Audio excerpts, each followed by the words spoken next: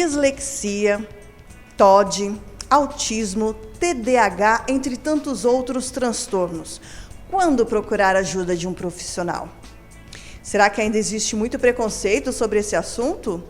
O JC Indica veio até a clínica da doutora Priscila Jong para poder conversar sobre esse assunto e você vai descobrir tudo sobre isso agora. Eu trabalho com crianças a partir dos 4 anos, né? Trabalho com bebês também ali de 2 anos, 3 anos ali, que a mãe acha que tem algum déficit no comportamento, né?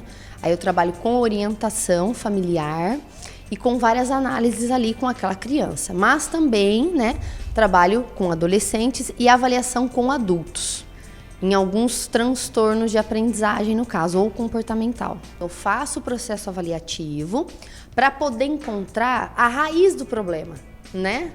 O porquê que a criança expressa aqueles comportamentos, se é uma questão da idade, da fase ali mesmo, né? Ou se tem algo além, né? Para que eu possa planejar uma intervenção adequada para as necessidades dela. Priscila, existe ainda muito preconceito? Existe, cara, infelizmente, né? Tanto da parte de pessoas, né, fora da família, como dentro da família, né? Isso é muito preocupante porque acaba atrasando o desenvolvimento, né? Não é porque a criança tenha um autismo, né, esteja essa condição, né, no fato, ou esteja algum transtorno neurobiológico, ou esteja algum TOD, ou esteja um TDAH, que ela não aprende, né? Na verdade, todos os seres humanos, segundo a neurociência, têm a capacidade de aprender, porém ela precisa de estímulos, né? E quando nós não aceitamos, né? Somente os pais não aceitam que a criança possa ter algo, uma condição, acaba prejudicando o desenvolvimento saudável dela. E assim, o que a mãe precisa analisar e o professor em sala de aula, né? Se aquela criança fala demais, demasiadamente em momentos inoportunos, né? Se ela tem uma agitação assim, desproporcional à idade, no caso, né? Ela tem uma impulsividade em atividades assim de conteúdo escolar ou em casa ou em afazeres domésticos, né? Ela tem assim uma certa procrastinação na questão de realizar atividades que ela não gosta, né? Ela é muito desatenta. No que ela tem dificuldade, ela desfoca muito.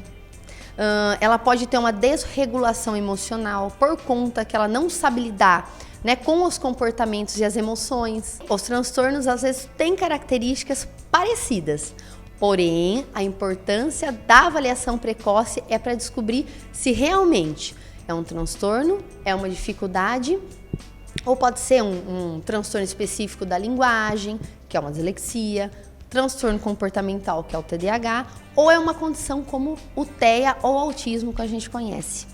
Vitor Florentino tem 7 anos de idade e faz tratamento na clínica da Priscila há 7 meses.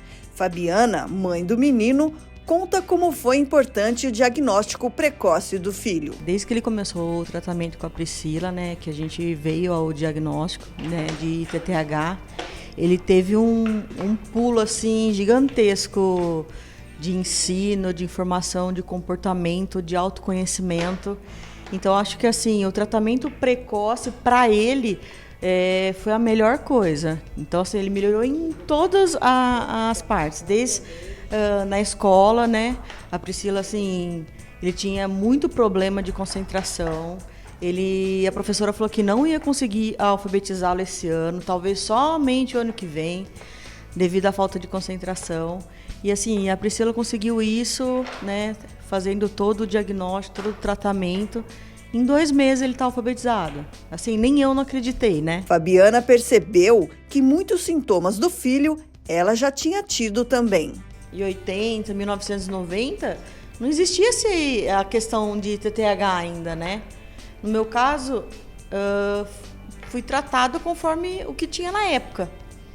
E aí eu acho que houve uma falha de diagnóstico. Na verdade, eu tenho ansiedade devido ao transtorno de TDAH. Então, a ansiedade é uma coisa secundária. E era uma coisa que ele começou a ter, né? Porque, assim, ele sofre, né? A gente sofre com a não aceitação dos colegas, né? Dessa recriminação, de não se sentir encaixado, né, perante a sociedade ou com os amiguinhos. Então, provavelmente, né, eu vou ter que mudar o meu diagnóstico aí. Hoje, mãe e filho fazem tratamento juntos. Eu era muito impulsiva, antes eu era muito, como eu vou dizer, ansiosa com as coisas. Começava a fazer muitas coisas ao mesmo tempo e às vezes não terminava nenhuma. E hoje eu tenho um pouco mais essa consciência, né? Através do meu filho, eu vejo que em certas questões eu preciso requer um pouco mais da minha atenção. Então hoje eu consigo ter esse autoconhecimento em mim por ter nele. Adultos podem também ter transtornos? Com certeza. Na verdade, assim, Karen, o transtorno é uma coisa inata, né?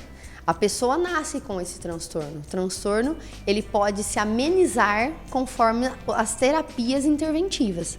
Porém, a pessoa nunca vai deixar de ter aquilo, né? Você tem um TDAH, no caso, né?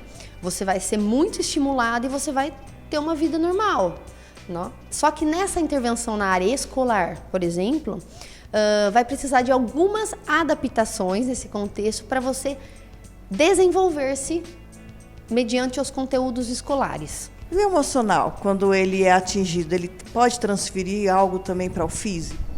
Com certeza, Karen, pode. E muito, né?